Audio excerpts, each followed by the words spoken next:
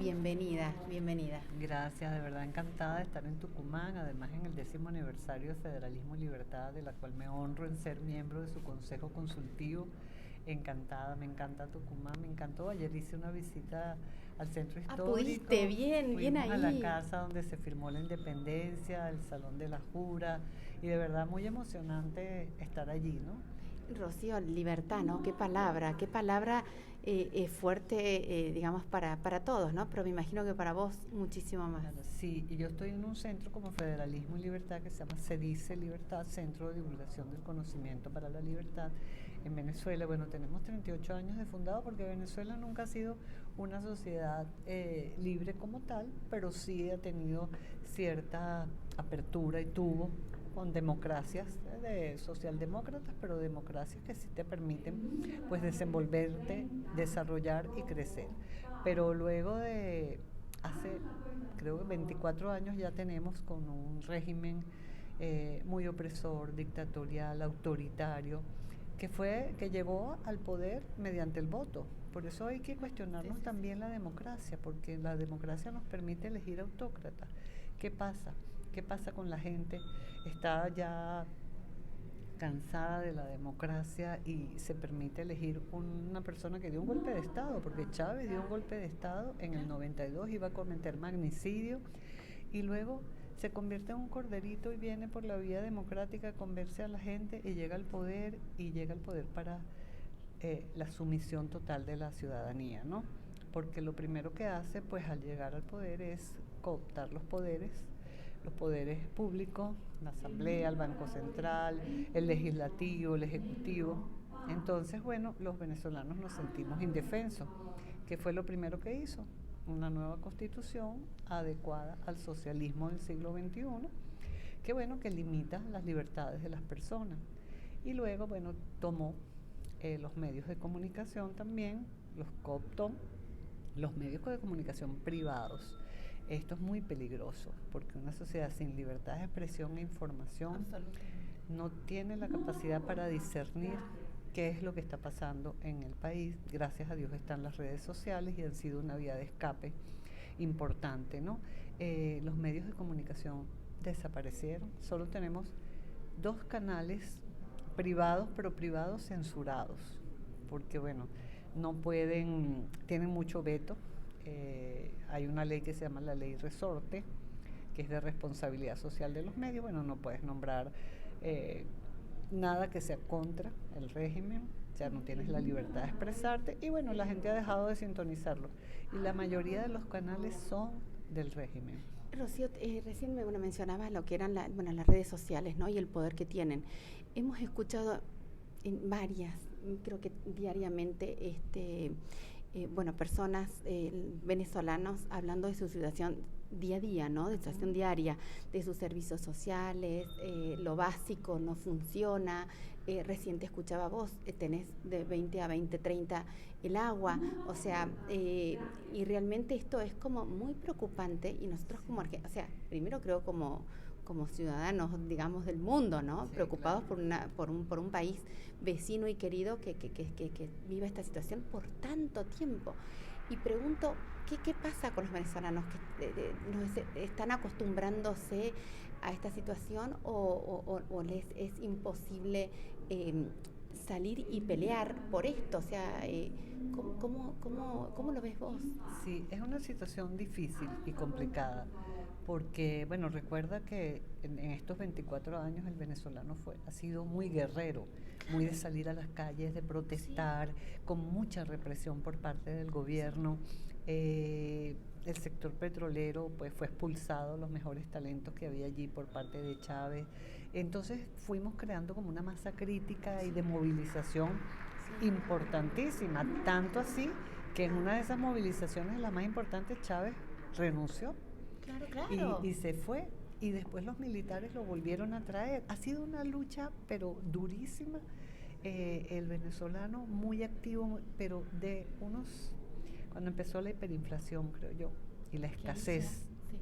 2017 que vino ese momento tan duro de que no conseguíamos nada en los supermercados, no había medicinas. Fue una situación de verdad que yo ni me quiero acordar de ese momento porque yo tenía a mis papás que en paz descansen y bueno, no podía conseguir los pañales que usaba mi mamá y tenía, si viajaba, si podía viajar, tenía que traerlos de fuera, las medicinas que es tan fundamental.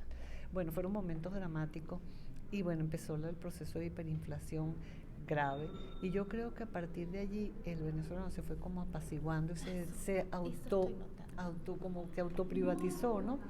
Y empezó a sentir que debía sobrevivir y buscar los recursos como pudiera ser. Y bueno, se puso a emprender, a trabajar en su casa, etcétera, etcétera. Y la represión del gobierno nos obligó también a retroceder un poco, ¿no? Pero sin embargo, no paramos porque tenemos la esperanza que ese régimen tiene que salir y no hemos parado la lucha ya de otra forma, ¿no? Sí hay ahorita, nos hemos dado cuenta que hay muchas protestas de sus mismos sectores, ¿no? De los sectores que antes lo apoyaban, ya no lo apoyan tanto y hay muchas protestas por el tema del salario. El salario mínimo para un jubilado, para un trabajador son $14. Eso es inaudito. Y un profesional medio, un profesional licenciado, $200, $250, porque no hay empleo de calidad. Las empresas venezolanas están muy débiles y lo que ha entrado a Venezuela es mucho amigo del gobierno a invertir en sector comercio y servicios. Entonces está entrando mucha importación puerta a puerta, como le llamamos nosotros, que llegan las cajas a tu casa, pues. Y entonces eso es muy desleal con las empresas venezolanas que se han hecho un esfuerzo de sobrevivir y de pagarle a sus trabajadores, ¿no? Sumado a la iniciativa empresarial que es nula. Exacto, exacto. Y entonces esto es como es tremendo. Otro tema a tratar que quisiera que tu mirada es cómo se maneja o cómo lo viven ante la corrupción y bueno, y el narcotráfico también, ¿no? Sí, grave el tema de la corrupción. Nosotros decimos que la crisis humanitaria compleja que vive Venezuela tiene que ver mucho con la expoliación que hicieron de las tierras, que la dejaron abandonada, porque no supieron pues cómo trabajarla. Y bueno, eso nos dejó sin productividad de alimentos y tal, y la corrupción. La corrupción es terrible porque viene desde el sector gobierno y llega hasta los sectores cercanos a ellos en todos los ámbitos de la vida del país, en el tema de infraestructura, en el tema de manejo de todos los recursos naturales de Venezuela. La industria petrolera más importante del mundo fue la Petróleos de Venezuela, con una gerencia extraordinaria, está en el piso, producto de la corrupción. Los presidentes que tuvo la empresa se fueron enriqueciendo y bueno, ahora están huyendo porque el gobierno los está persiguiendo y también tienen sanciones internacionales.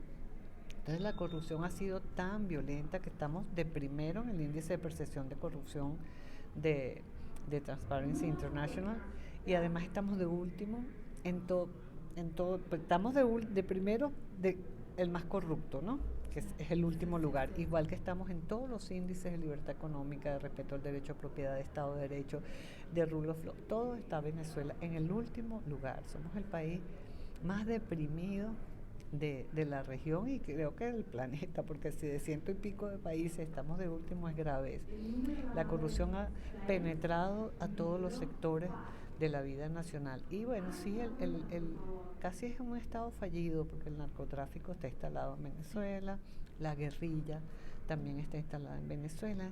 Entonces está lo peor de todos los mundos, los iraníes, los rusos. Sí, claro. Entonces hay negocios por todas partes y todos los días se destapa una olla. Yo pertenezco al capítulo de Transparencia Venezuela también. Y bueno, las investigaciones que hemos llevado a cabo sobre las economías ilícitas, todas las obras incompletas que hay en el país, producto de estas licitaciones de amigos y no termina porque la todo obra. Te escucho y me suena un poco, todo lo que nos está sonando un poco todos los argentinos. Pero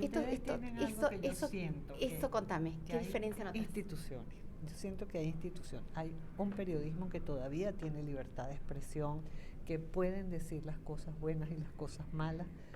Tienen, creo que un poder judicial todavía independiente, lo noto por lo que leo, siento que hay un poder legislativo que no se debe todo al gobierno como pasa en Venezuela, que la mayoría de los diputados, bueno, nosotros somos unicameral, son personas ligadas al gobierno y hacen lo que el gobierno les dice.